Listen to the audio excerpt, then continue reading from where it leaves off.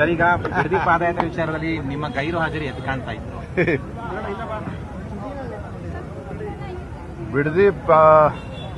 ಬಿಡದಿ ಪಾದಯಾತ್ರೆ ಬಗ್ಗೆ ಯಾರಿಗೂ ಕೂಡ ಗೊಂದಲ ಇರುವಂತ ಅವಶ್ಯಕತೆ ಇಲ್ಲ.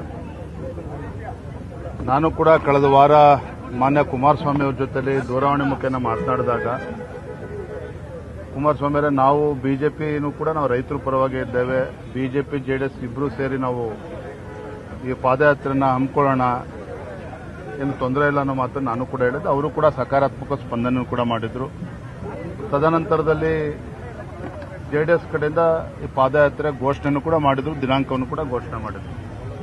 ಹಾಗಾಗಿ ನಾವು ಪಕ್ಷದೆಲ್ಲ ನಮ್ಮ ಹಿರಿಯ ಮುಖಂಡರ ಜೊತೆಯಲ್ಲಿ ಕೂತು ಚರ್ಚೆ ಮಾಡಿದಾಗ ಯಾವುದೇ ಕಾರಣಕ್ಕೂ ಗೊಂದಲ ಆಗೋದಕ್ಕೆ ಅವಕಾಶನ ಕೊಡೋದು ಬೇಡ. ಯಾಕಂದ್ರೆ ಈ ಜೆಡಿಎಸ್ ಆಗಲಿ ಬಿಜೆಪಿ ಆಗಲಿ ರೈತರಾಗಲಿ ನಮ್ಮೆಲ್ಲರ ಉದ್ದೇಶ ಒಂದೇ ಇರುವಂಥದ್ದು, ರೈತರ ಹಿತರಕ್ಷಣೆನ ಕಾಪಾಡಬೇಕು.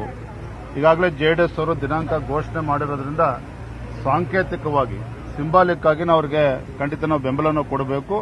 ಸದನದ ಒಳಗಡೆನೂ ಕೂಡ ನಾವು ರೈತರ ಪರವಾಗಿ ಹೋರಾಟವನ್ನು ಮಾಡಬೇಕು ಅನ್ನೋ ಮಾತನ್ನ ನಾವು ಚರ್ಚೆ ಮಾಡಿಯೇ ಮೊನ್ನೆ ದಿನ ಆರ್ ಅಶೋಕ್ ಅವರು ನಮ್ಮೆಲ್ಲ ಪಕ್ಷದ ಮುಖಂಡರು ಹೋಗಿರುವಂಥದ್ದು.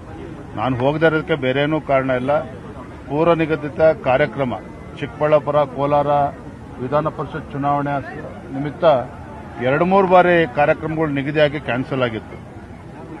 ಭಾನುವಾರನೇ ಮಾಡಬೇಕು ಅಂತ ಹೇಳಿ ಅವರ ಅಪೇಕ್ಷೆ ಇತ್ತು. ಹಾಗಾಗಿ ಪೂರ್ವ ನಿಯೋಜಿತ ಕಾರ್ಯಕ್ರಮದ ಪ್ರಕಾರ ನಾನು ನಿನ್ನೆ ಕೋಲಾರ ಚಿಕ್ಕಬಳ್ಳಾಪುರ ಹೋಗಿದ್ದೆ ವಿನಃ ಮತ್ತೆ ಸಾಂಕೇತಿಕವಾಗಿ ಅಂತ ಹೇಳಿದ ಮೇಲೆ ನಮ್ಮ ಆರ್ ಅಶೋಕ್ ಅವರು ನಮ್ಮ ಮುಖಂಡರೆಲ್ಲ ಹೋಗಿದ್ದಾರೆ. ಹಾಗಾಗಿ ಇದ್ರ ಬಗ್ಗೆ ನಮ್ಮಲ್ಲಿ ಯಾವುದೇ ರೀತಿ ಗೊಂದಲ ಇಲ್ಲ. ಇಲ್ಲ ರೀ, ದಯವಿಟ್ಟು ಹಂಗೆ ತಪ್ಪು ತಿಳ್ಕೊಬೇಡಿ. ಅಶೋಕ್ ಅವ್ರು ಏನ್ ಹೇಳಿದ್ರು, ವಿರೋಧ ಪಕ್ಷದ ನಾಯಕರು ಸಾಂಕೇತಿಕವಾಗಿ ನಾವು ಬೆಂಬಲವನ್ನು ನೀಡ್ತಾ ಇದ್ದೇವೆ ಅಂತ ಹೇಳಿದ್ದೇನೆ. ನಾನು ಅದನ್ನೇ ಇಂಗ್ಲಿಷ್ ಅಲ್ಲಿ ಸಿಂಬಾಲಿಕ್ ಆಗಿ ನಾವು